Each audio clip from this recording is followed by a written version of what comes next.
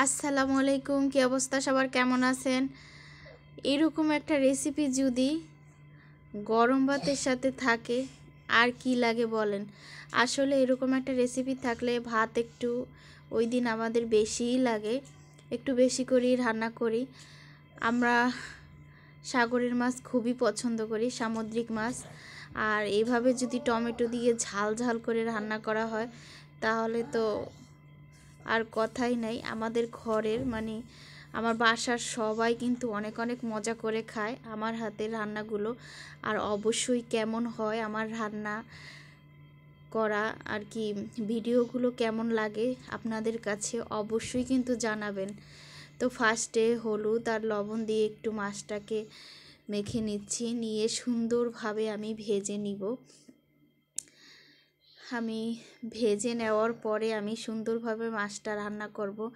আজকে হচ্ছে টমেটো দিয়ে রান্না করব। এই তো মাছটা কিন্তু আমার ভাজা হয়ে গেছে। তো আমি এখন কাঁচামরিচ, পেঁয়াজ যেগুলো দরকার হয় রান্নার জন্য সেগুলোই দিয়ে নিচ্ছি, একটু লবণ দিয়ে নিচ্ছি।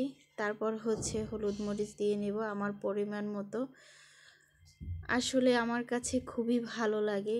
আমরা হচ্ছে আলহামদুলিল্লাহ খুবই মজা করে খাই। আবার অনেকেই আছেন, অনেকে এই মাছগুলো খাইতে চায় না, কাটার জন্য। আসলে না, সামুদ্রিক মাছ কিন্তু আমাদের শরীরের জন্য অনেক ভালো। যেমন হচ্ছে আপনার পুকুরের যে কোনো মাছেই কিন্তু ফিড খাওয়ানো হয়, এগুলো আসলে আমাদের জন্য ভালো না আমি বলবো আর কি। আর পুকুরের মাছ থেকে মনে হয় যে গন্ধ করে, আমি সেই জন্য কমই খাই। তো সাগরের মাছটা খুবই পছন্দ করি আমি, না আমার বাচ্চা, তারপরে আমার হাজব্যান্ড, আর আমার ভাইও আছে, সবাই আমরা পছন্দ করি কম বেশি। এই তো আমি মাছটা একটু ভেজে রেখেছিলাম, এখন ওই মাছটা আমি এখানে দিয়ে দেব।